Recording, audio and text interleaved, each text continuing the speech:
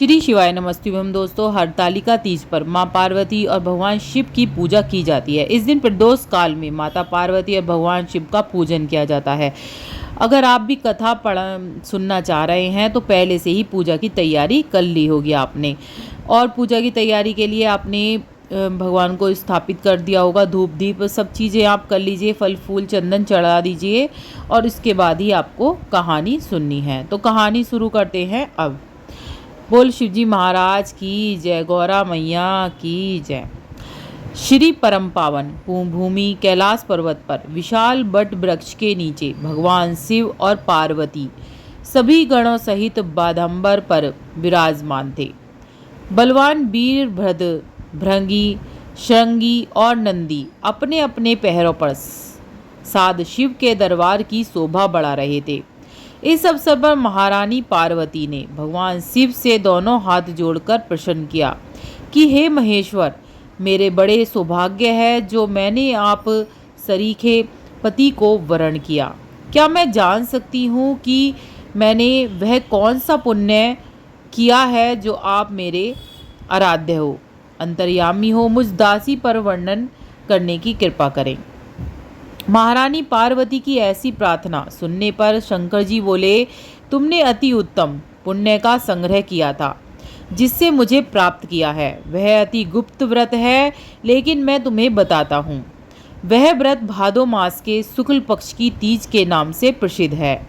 यह व्रत ऐसा है, तारों में चंद्रमा, नवग्रहों में सूर्य, वर्णों में ब्राह्मण, देवताओं में गंगा, पुराणों में महाभारत, वेदों में साम, इंद्रियों में मन होता है, इतना श्रेष्ठ है।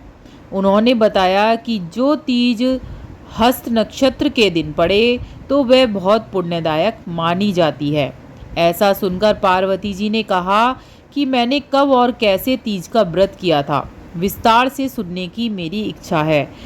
इतना सुनते ही शंकर जी बोले, भाग्यवान उमा, भारतवर्ष के उत्तर में हिमाचल श्रेष्ठ पर्वत है, उसके राजा हिमाचल हैं।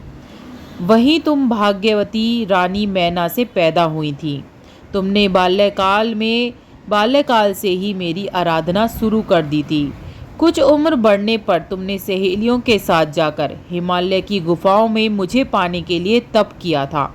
तुमने गर्मी में बाहर चट्टानों में आसन लगाकर तप किया, बारिश में बाहर पानी में तप किया, सर्दी में पानी में खड़े होकर मेरे ध्यान में लगी नहीं। तुमने इस दौरान वायु सूंघी, पेड़ों के पत्ते खाए और तुम्हारा शरीर क्षीण हो गया। ऐसी हालत देखकर महाराज को बहुत चिंता हुई। वे तुम्हारे विवाह की चिंता करने लगे। इसी मौके पर नारद देव आए और राजा ने उनका स्वागत किया और उनका आने का कारण पूछा। तब नारद जी ने कहा, राजन, मैं भगवान विष्णु की तरफ से आया हूँ। मैं चाहता हूँ कि तुम्हारी सुंदर कन्या को योग्य वर प्राप्त हो। सो वैकुंठ निवासी भगवान विष्णु ने अपनी कन्या का वरण स्वीकार किया। क्या आपको स्वीकार है? राजा हिमाचल ने कहा, महाराज, मेरा सौभाग्य है जो कि मेरी कन्या को विष्णु जी ने स्वीकार किया और मैं अवश्य ही उन्हें अपनी कन्या उमा का वाग्यदान करूँगा। यह सुनिश्चित हो जाने पर नारद जी वैकुंठ चले गए और भगवान विष्णु से उनके विवाह का पूर्ण होना सुनाया।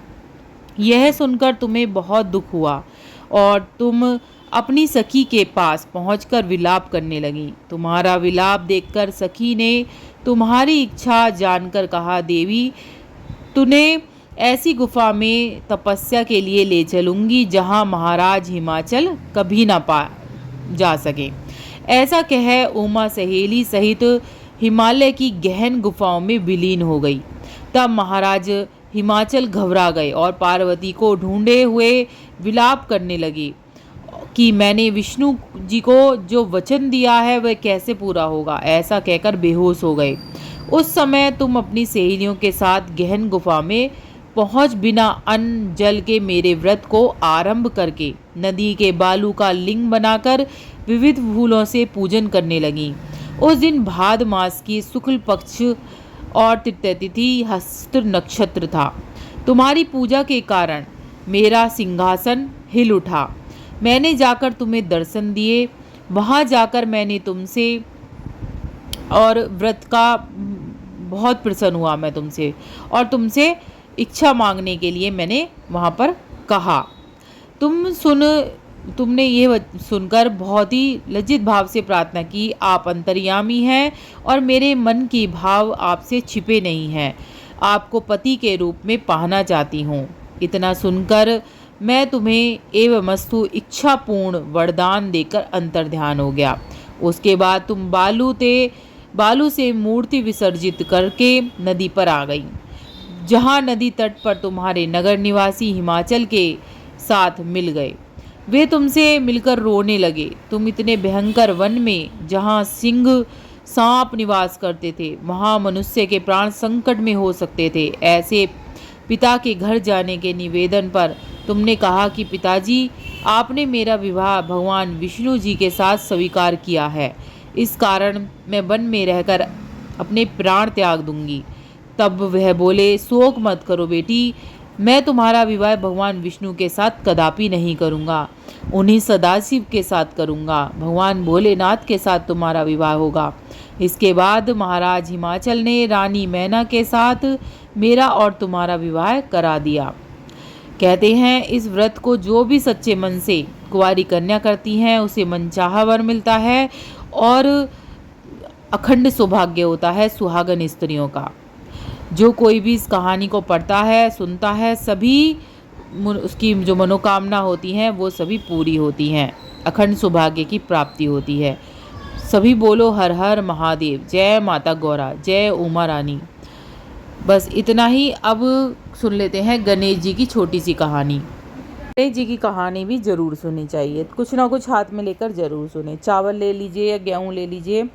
अब सुनते हैं गणेश जी की कहानी। एक बुढ़िया माई थी, रोज़ मिट्टी के गणेश की पूजा किया करती थी। रोज़ बनाए रोज़ गल जाए। एक सेठ का मकान बन रहा था। वो वहाँ जाकर बोली, मेरे पत्थर का गणेश गढ़ दो। किसी ने नहीं गढ़ा। उसने कहा गुस्से में आकर, तुम्हारी दीवार टेढ़ी हो जाए। अब वह सुबह से शाम हो गई, वो चीनी ढह जाए करते करते शाम हो गई। शाम को सेठ आया। सेठ ने कहा, अभी तक तुमने काम क्यों नहीं करा? बोले, हम सुबह से दीवार बना रहे हैं, दीवार बनाते ही ढह जाती है। उसने कहा, ऐसा क्यों? तो उसने सारी बातें बताई। एक बुढ़िया माई आई थी, उसने कहा था मुझे मिट्टी का गणेश गढ़ कर दे दो, हमने नहीं गढ़ा। उसने कहा था तुम्हारी दीवार टेढ़ी हो जाए, जब से हमारी दीवार गिरे जा रही है। उसने सेठ ने बुढ़िया बुलवाई। सेठ ने कहा, बुढ़िया माई, हम तुझे सोने का गणेश गढ़ कर देंगे, हमारी दीवार सीधी कर दे। सेठ ने बुढ़िया माई को सोने का गणेश बना कर दिया। सेठ की दीवार सीधी हो गई। जैसे सेठ की दीवार हुई सीधी, सबकी हो कहते सुनते हुंकारा भरते का भला। बोल गणेश भगवान की जय। सब बोलो जय गणेश काटो कलेश। जय श्री राधा कृष्ण। हर हर महादेव।